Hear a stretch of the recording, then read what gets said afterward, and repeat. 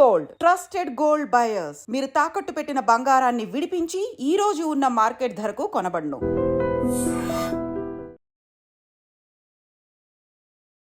నమస్తే, welcome back to IT media. నేను మీ Jhansi. So ఈరోజు మనతో ఒక స్పెషల్ గెస్ట్ ఉన్నారు. Founder and CEO of realtor oxygen and అలాగే లెజెండరీ అవార్డు తీసుకున్నారు. టెడెక్స్ స్పీకర్ కూడా నంది రామేశ్వరరావు గారు మనతో ఉన్నారు. సో మార్కెట్కి సంబంధించిన కొన్ని డౌట్స్ని క్లారిఫై చేసుకునే ప్రయత్నం చేద్దాం. నమస్తే సార్, నమస్తే. ఎలా ఉన్నారు? Top of the world. Top of the world. So కొన్ని డౌట్స్ ఉన్నాయి, మీ త్రూ అవి క్లారిఫై చేసుకోవాలి అండ్ ఆడియన్స్ కూడా తెలియజేయాలి అనుకుంటున్నాము. సో ఈ డౌట్స్ కూడా ఆడియన్ డౌట్స్ నా డౌట్స్ ప్లస్ ఆడియన్స్ డౌట్స్ కూడా. కోట 2 కోట్లు పెట్టుకున్నట్టున్నారు కొనుక్కోవడానికి.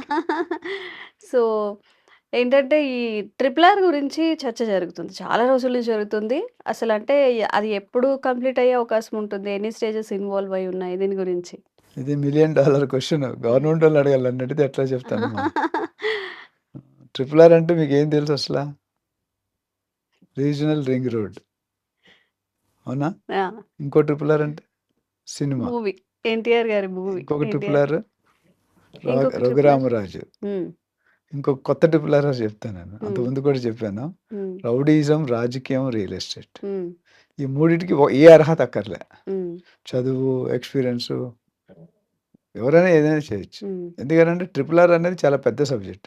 దాదాపు 350 కిలోమీటర్లు. ఓఆర్ఆర్ 165 అయితే దీనికి ఆల్మోస్ట్ డబుల్ కంటే కొద్దిగా ఎక్కువ మన ఎలిమెంట్స్ చేశారు. సో దీనికి ఏంటంటే land pooling is very important. Land pooling చేస్తే గవర్నమెంట్కి అనేకమైన ఛాలెంజెస్ వస్తాయి. కొంతమంది ఒప్పుకుంటారు, టెంపుల్స్, మాల్స్ వచ్చేటువంటి కట్ చేయనివ్వరు.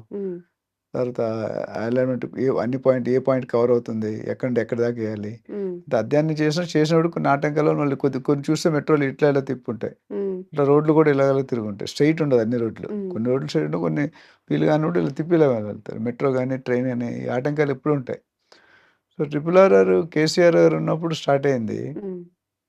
కానీ ఏంటంటే కొన్ని కారణాల వల్ల సెంటర్కి, స్టేట్ గవర్నమెంట్కి కొన్ని డిఫరెంట్, ఇక్కడ టీఆర్ఎస్, అక్కడ BJP, always there will be some difference of opinions. కొన్ని ఇష్యూల్లో అది బాగా ఆగింది. రేవంత్ రెడ్డి గారు వచ్చాక అది కొద్దిగా ఆ విషయం అయితే సార్ట్అవుట్ చేసుకొని ముందుకు వెళ్దాం. బికాజ్ నేషనల్ ప్రాజెక్ట్ కూడా అది, మన స్టేట్ అండ్ నేషనల్ కలిపి చేసేది.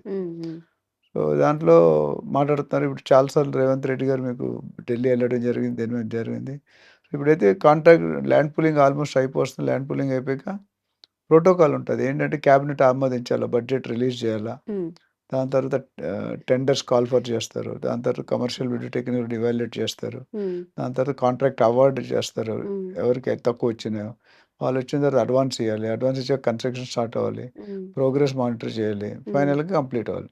సో ఇదంతా ఒక మీరు నేను అనుకుంటే అయ్యేది కాదు. Group of people, group of departments are involved. So దానికి it is taking some time. దీన్ని 2 ఫేజ్గా పెట్టారు, నార్త్ సౌత్ అని, మొత్తం ట్రిపుల్ ఆర్ అని. సో ఈచ్ ఫేజ్ నేను అనుకోవడం వాళ్ళు 3 years అంటున్నారు, 4 to 5 yearsలో కంప్లీట్ అవుతుంది. మొత్తం 7 to 8 yearsలో కంప్లీట్ అవ్వచ్చు అనేది నా పర్సనల్ ఒపీనియన్. దానికి 1 2 years ఇటు అటు వెరీ కావచ్చు. అయితే నెక్స్ట్ దీని ట్రిపుల్ ఆర్ వల్ల బెనిఫిట్ ఎవరికి?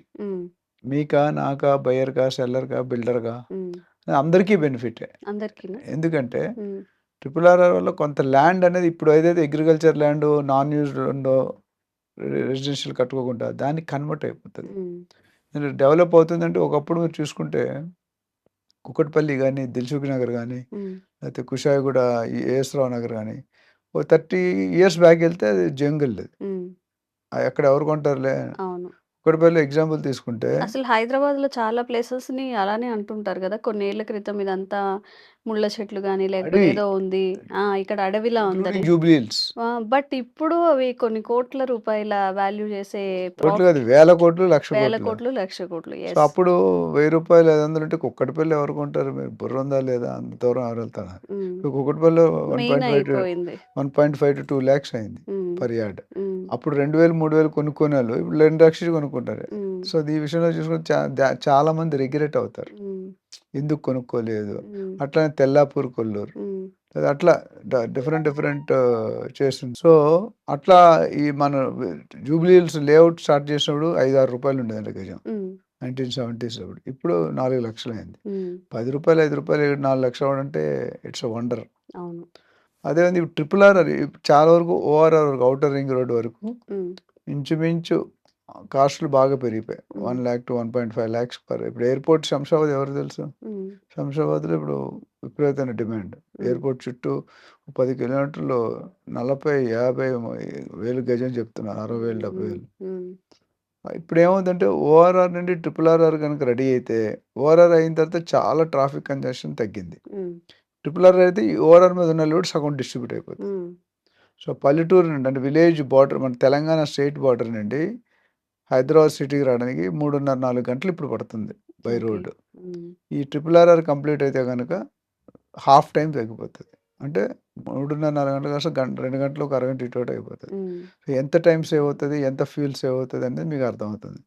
అంతే 120-130 స్పీడ్లో కొట్టవచ్చు ఉమ్, హైవేలు. ఇప్పుడు ఆల్రెడీ 100-120 ఉంది. ట్రిపుల్ ఆర్ ఇంకొద్దిగా ఎక్కువ అవ్వచ్చు. సో దీనివల్ల ఏమవుతుందంటే భూమి అవైలబిలిటీ వస్తే సామాన్య ప్రజలు మధ్యతరగతి కుటుంబీకులు కూడా ఉమ్, కొన్ని ఎప్పుడైతే ల్యాండ్ ఎక్కువ ఉందో సప్లై, ఉమ్, డిమాండ్ తక్కువ ఉందో రేట్ ఎప్పుడు తక్కువ ఉంటుంది. ఉమ్, డిమాండ్ ఎక్కువ ఉండి సప్లై ఇప్పుడు ఏమైంది, డిమాండ్ ఎక్కువ ఉంది, సప్లై కొద్ది తక్కువ ఉంది. ఉమ్, ఓవరాల్ వరకు ల్యాండ్ ఆల్మోస్ట్ ప్రాజెక్టులు అన్నీ అయిపోయినాయి. ప్లస్ డెవలప్మెంట్స్ ఇప్పుడు రేవంత్ రెడ్డి గారు వచ్చిన తర్వాత దీన్ని 3 విధాలుగా విభజించాడు. ఒకటి urban area up to ORR, ORR to triple RR is suburban area, triple RR to Telangana border is rural area. Um, 3 కింద విభజించాడు. సో ఇప్పుడు ఏమవుతుందంటే హెచ్ఎండిఏ పరిధిని పెంచుతున్నారు. ఓకే. ఓఆర్ఆర్ వరకు ఇప్పుడు హెచ్ఎండి, ఇప్పుడు ట్రిపుల్ ఆర్ఆర్ దాటి 5 కిలోమీటర్ దాకా హెచ్ఎండి అని అంటారు. అంటే కాస్ట్ బాగా పెరిగిపోతుంది. ఉమ్, బట్ ల్యాండ్ యూసేజ్ ఎక్కువ పెరుగుతుంది. ఇంత విస్తీర్ణం ఉంది కాబట్టి సర్కిల్ మొత్తం మీద.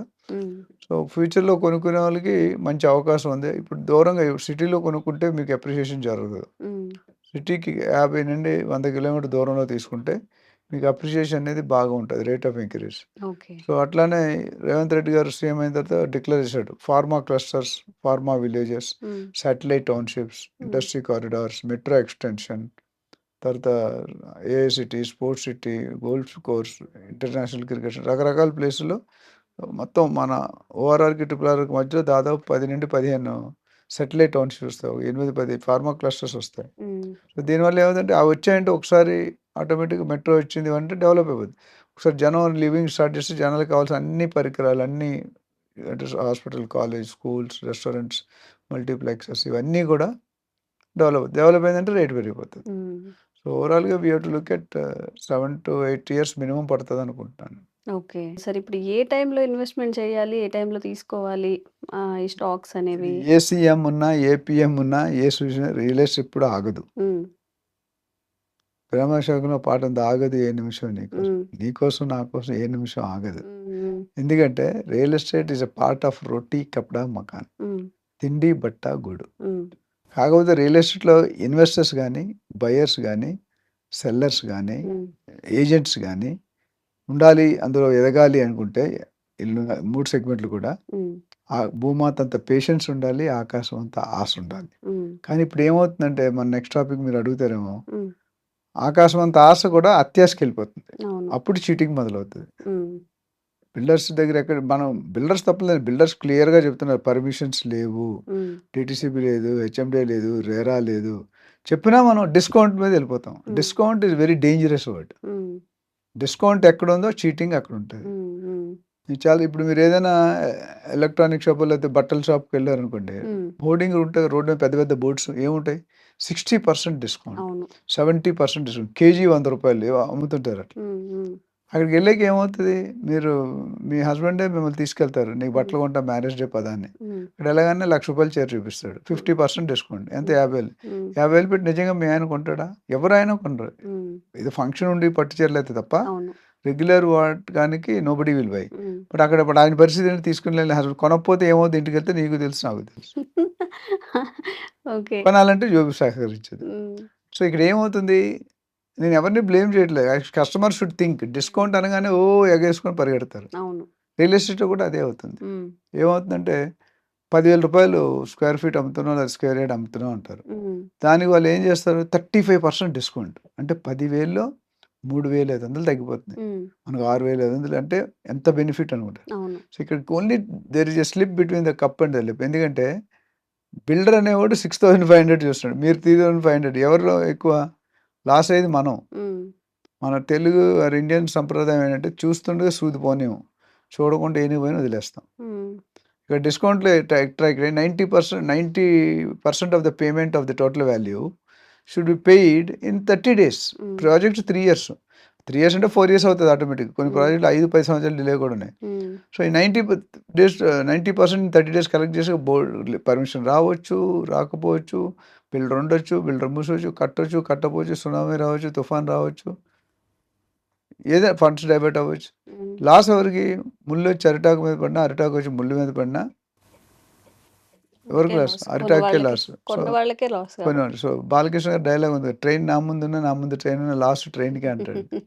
ఆ! అట్లా ఇక్కడ ఏంటంటే బిల్డర్ దగ్గరికి వెళ్ళినప్పుడు we should be little cautious. Hmm. అందరు బిల్డర్స్ అట్లా చేయరండి. సమ్ ఫ్యూ బిల్డర్స్ అవును. ఉన్నోళ్ళు, టాప్ క్లాస్ బిల్డర్స్ ఎవరు కూడా అట్లా హ్మ్. చేయరు. ఎందుకంటే 30 ఇయర్స్, ఇప్పుడు నేను 30 ఇయర్స్ బట్టి మాట్లాడుతున్నాను. ఇన్ని రోజులు బట్టి ఇన్ని ఛానల్స్ వెళ్తుంటే there is some value for addition for the public. Hmm. Hmm. లేకపోతే మీరు కూడా పిల్లరు కదా!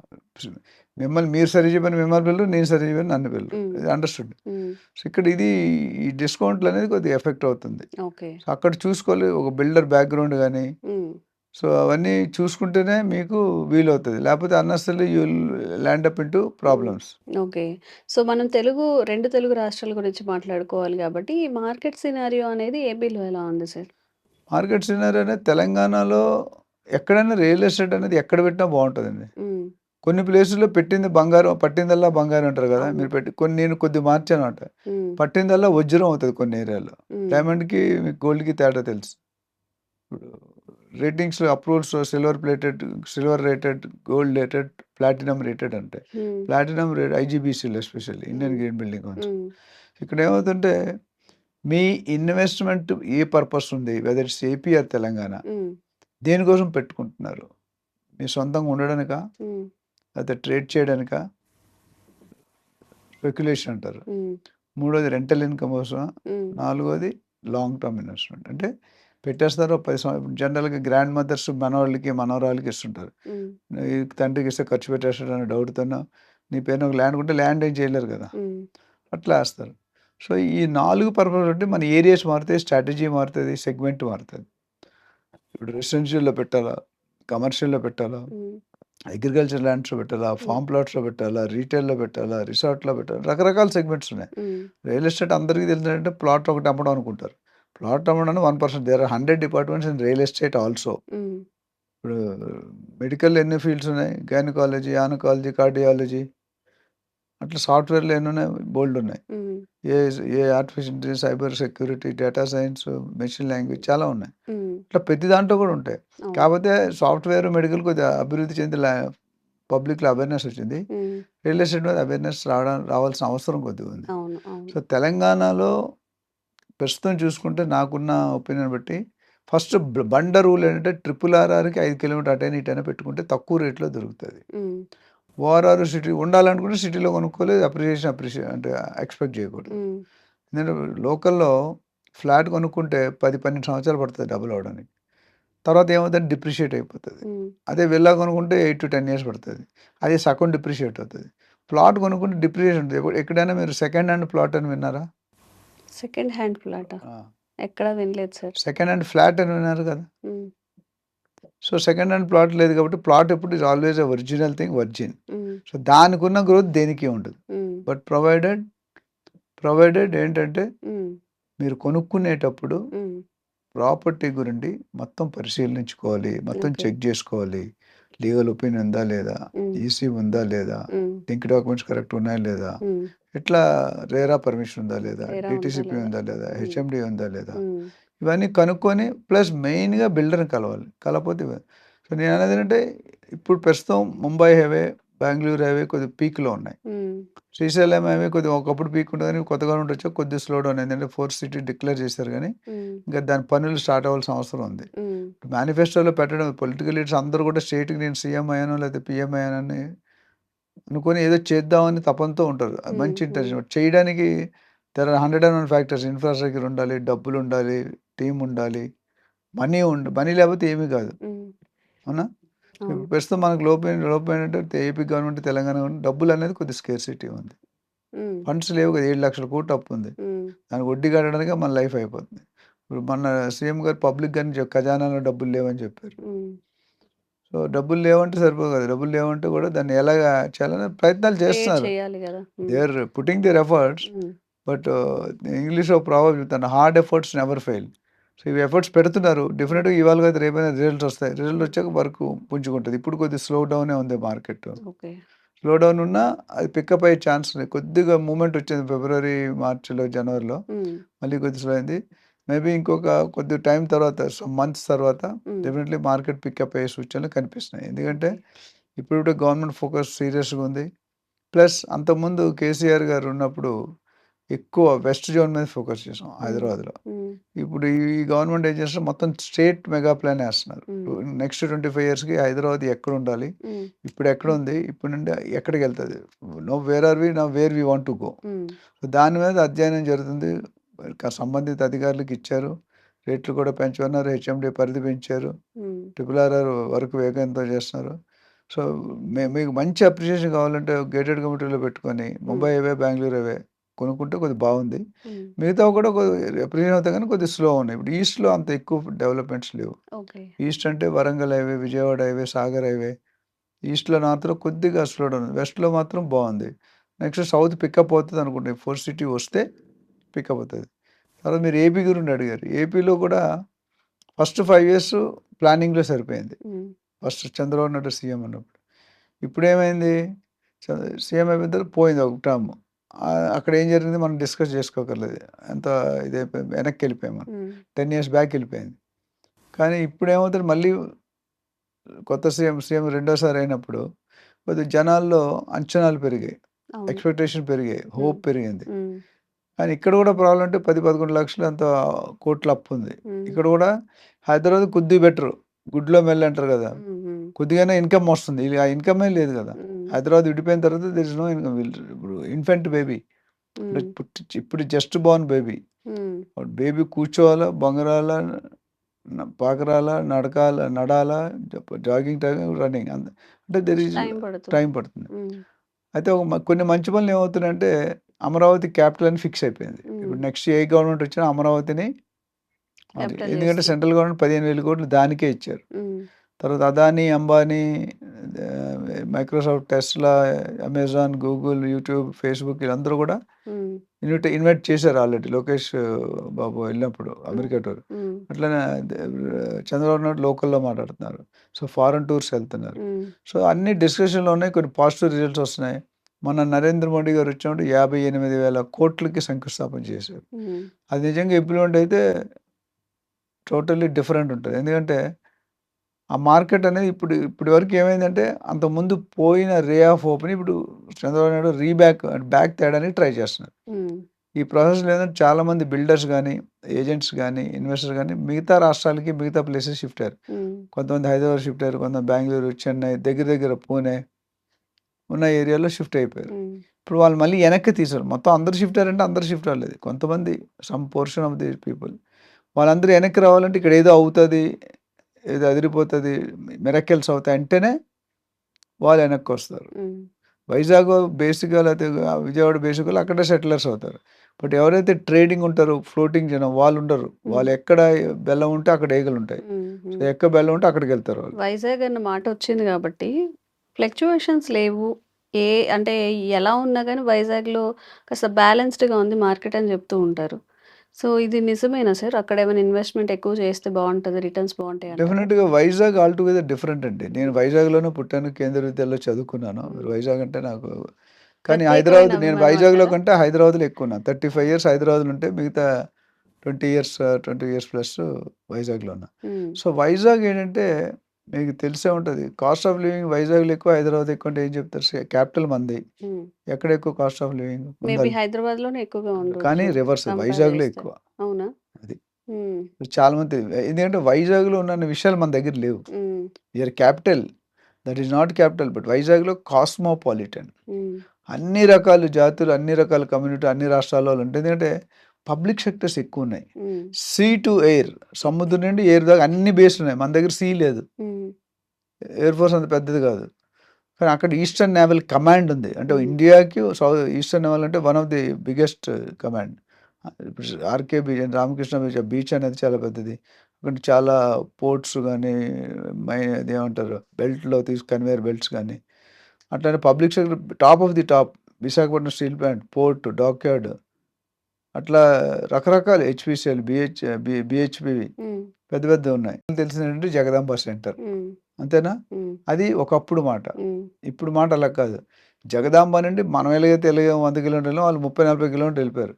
ఫర్ ఎగ్జాంపుల్ ఒక రోడ్డు మాట్లాడుకుంటే జగదాంబ తర్వాత డాబా గార్డెన్స్ వస్తుంది. డాబా గార్డెన్ తర్వాత convent junction, Kancharapalem, Marripalem, NIT కొత్త రోడ్, గోపాలపట్నం, సింహాచలం, పెందుర్తి, కొత్త వలస అంతవరకు వెళ్ళిపోయాయి. అంటే ఇవన్నీ విలేజ్లు తెలుసుకోవడం. సో 30-40 కిలోమీటర్ కూడా వెంచర్లు పడుతున్నాయి.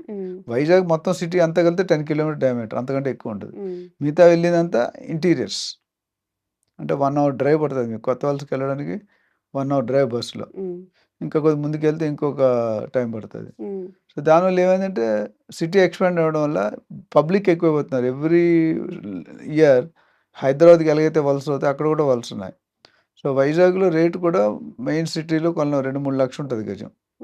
Nothing less than. కాకపోతే కొద్ది దూరం వెళ్తున్న కొద్ది హైదరాబాద్ అంతా కాస్ట్ కాబట్టి కొద్ది కాస్ట్ తక్కువ ఉంటుంది, డెవలపింగ్ ఏరియా కాబట్టి.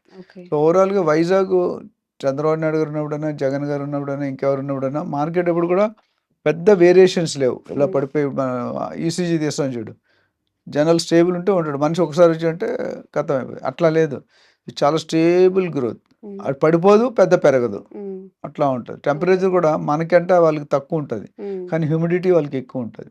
అక్కడ వెళ్ళామంటే నేను వైజాగ్లో పెరిగాను కదా, ఇప్పుడు వెళ్ళామంటే వైజాగ్ వెళ్ళాలంటే బాధ అనిపిస్తుంది. మొత్తం బట్టలు తెరిచిపోతాయి. 5 నిమిషాలు ఏసీ నుండి బయటకు వస్తే టోటల్ స్వెట్ వచ్చి బంక్ అయిపోతుంది. హైదరాబాద్లో ఎంత వేడి ఉన్నా గాలి ఉంటుంది. సో ఇక్కడికి అక్కడికి తేడా ఉంది, because of sea coast. Chennai కూడా అంతే, బొంబాయి కూడా అంతే. ఎక్కడైతే సీ కోస్ట్ ఉందో కష్టం, సీ బీచ్ కానీ ఏమైనా ఉన్నాయి సముద్రాలు. సో ఇక్కడ ఏముందంటే వైజాగ్లో పెట్టుకుంటే స్టేబుల్ ఇన్కమ్, స్టేబుల్ ఉన్నారు. పెద్దగా షిఫ్ట్ అవుతుంది. ఎందుకంటే అక్కడ లోకల్లో అయితే షిఫ్ట్ అవుతారు. లోకల్లో అందరూ బయట నుండి వచ్చారు. ఆల్రెడీ కలకట్టా నుండో, బొంబాయి నుండో, ఢిల్లీ నుండో, గురుగావ్ నుండి వచ్చి ఉన్నారు. సో వాళ్ళంత ఈజీగా కదలరు. వాళ్ళ జాబ్స్ కూడా ఫ్యామిలీని ఇక్కడ పెట్టి ఎవరైనా ట్రాన్స్ఫర్ వచ్చి 3 సంవత్సరాలు చేసి మళ్ళీ సర్వీస్ అయిపోయింది అక్కడ మళ్ళీ ఇక్కడికి వచ్చేస్తున్నారు. హైదరాబాద్ రుచి చూసినట్టు వేరే స్టేట్కి వెళ్ళాడు, వేరే సిటీకి వెళ్ళాడు. హైదరాబాద్కి ఎంత ఫేమస్ ఉందని చెప్పాను మీకు. ఇప్పుడు కూడా వరల్డ్లో ఎక్కడికి వెళ్ళా మీరు టూర్ చేస్తుంటే, నేను బయట కంట్రీస్కి వెళ్తా కదా, ఒక డిష్ హోటల్లో కామన్ ఉంటుంది ఏ కంట్రీకి వెళ్ళినా. ఏంటో తెలుసు, అది హైదరాబాద్ బిర్యానీ. ఎక్కడ కూడా గుజరాత్ బిర్యానీ, అమెరికా బిర్యానీ అని ఉండదు. బట్ హైదరాబాద్ బిర్యానీ అనేది అన్ని ఇండియాలోనే కాదు, బయట కంట్రీస్, అమెరికాకి వెళ్ళినా, లండన్కి వెళ్ళినా ఈ మెనూ కంపల్సరీ ఉంటుంది. That is the famous.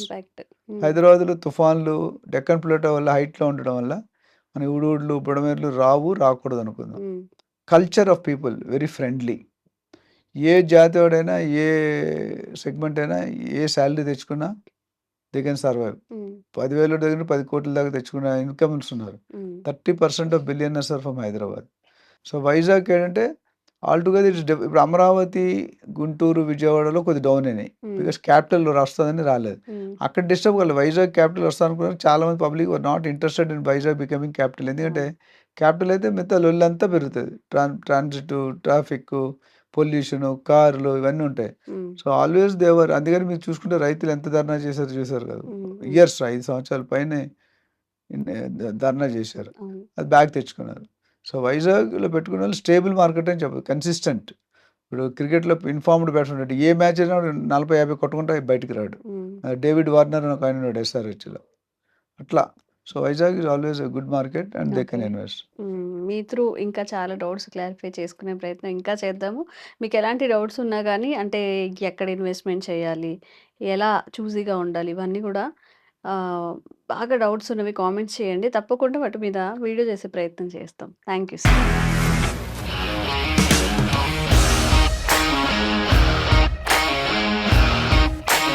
ఇండస్ట్రీలో కమిట్మెంట్ ఇష్యూస్ వస్తే నీకు కూడా వచ్చినట్టు? మార్నింగ్ తీసుకెళ్ళానంటే కొట్టి పడేస్తారు.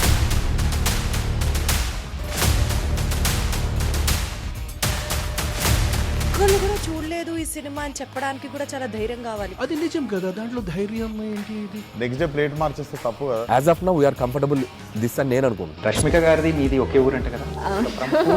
నీకు కోపం వచ్చిందంటే బాగా తిట్టేత్తరా? తిట్టేద్దామండి. నిజంగా గేమ్ ని ఎలా చేంజ్ చేయగలిగారు? ఏపీఎస్ఎఫ్సి వాళ్ళకి 6 నెలల్లో నేను 6 లక్షలు కట్టా. బిజినెస్ చేయాలనుకుంటే it is as difficult as riding a tiger.